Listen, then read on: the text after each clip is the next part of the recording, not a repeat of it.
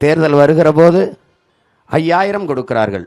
1,31,00,000 வங்கி கணக்கில் ஒரே இரவிலே 5000 கொடுக்கிறார்கள்.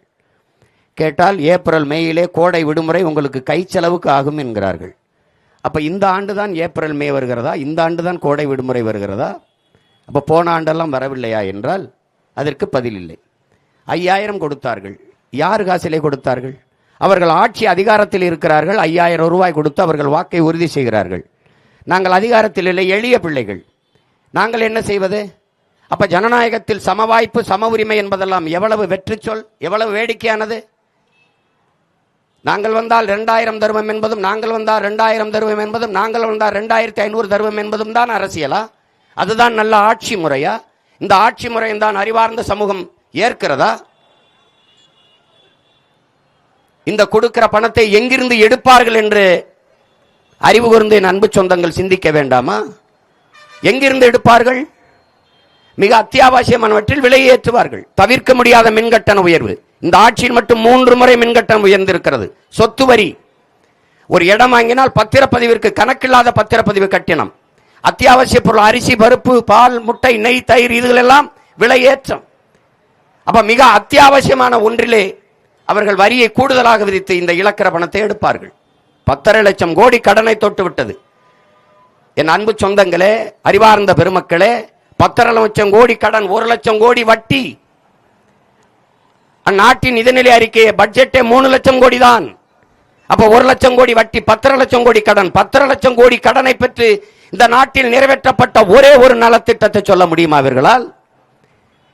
அறிவை வளர்க்கும் கல்வி. ஒரு நாட்டின் வளத்திலே ஆகப்பெரிய வளம் அறிவு வளம். அந்த அறிவை ஏழை பணக்காரன், உயர்ந்தவன் தாழ்ந்தவன் என்று பாகுபாடின்றி சரியாக சமமாக தரமாக கொடுத்து விட்டோம். அப்படி சொல்ல முடியுமா? தனியார் பள்ளி கல்லூரிகளின் தரம் என்ன? தனியார் முதலாளிகள் நடத்துகிற பள்ளி கல்லூரியின் தரம் என்ன? அப்ப தனியார் முதலாளிகள் நடத்துகிற பள்ளி கல்லூரி தரமாக இருக்கிறது, அரசு பள்ளி கல்லூரி தரமற்று கிடக்கிறது என்றால் தரமற்றவர்கள் கையிலே அதிகாரம் இருக்கிறது என்பதானே பொருள். எதற்காக அப்ப 10 லட்சம் கோடி கடன்? தடையற்ற மின்சாரம் தர முடிகிறதா? மின் உற்பத்தியில் தன்னிறைவை பெற்றிருக்கிறதா இந்த நாடு? வேற மாநிலங்களிலிருந்து தனியார் முதலாளிகள் வந்து மின்சாரத்தை பெற்று இது வித்துக் கொண்டிருக்கிறது, நாட்டு குடிகளுக்கு கொடுக்கிறது. அதுவும் தடையற்ற மின்சாரம் தர முடியவில்லை. இத்தனை ஆண்டுகளால் மின்சாரத்தின் தேவை எவ்வளவு அவசியமானது என்பதை அறியாத நாடா இது? ஆட்சியாளர்களாக இவர்கள் மின்சாரம் இல்லாத எந்த இயக்கமும் இல்லை. அந்த மின்சாரத்தில் உற்பத்தியில் தன்னிறைவடைய தடையற்ற மின்சாரம் தன் நாட்டு குடிகளுக்கு கொடுக்க திட்டம் இருக்கிறதா? நிறைவேற்றி இருக்கிறதா? இல்லை.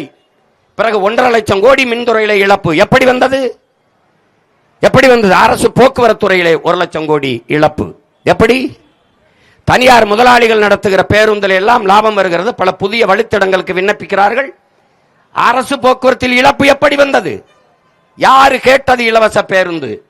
ஆண்களுக்கு இலவசம், பெண்களுக்கு இலவசம். யார் வேணாலும் ஏறலாம், யார் வேணாலும் இறங்கலாம். திருட்டு பயிலும் ஏறி தாலி எடுத்துக்கொண்டு இறங்கலாம். யார் வேணாலும் வரலாம், போகலாம்.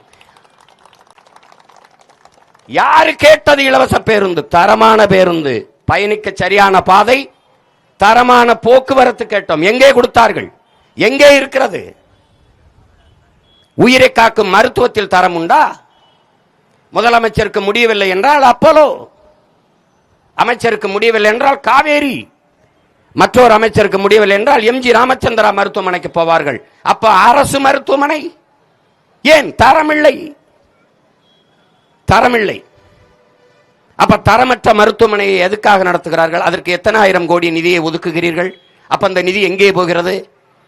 ஒரு தனியார் முதலாளி கொடுக்கிற மருத்துவ தரத்தை ஒரு அரசு 8 கோடி மக்களால் நிறுவப்பட்ட அரசு கொடுக்க முடியவில்லை என்றால் அரசு தோற்று போகிறது. கையாளாத அரசு, தோல்வியுற்ற அரசு.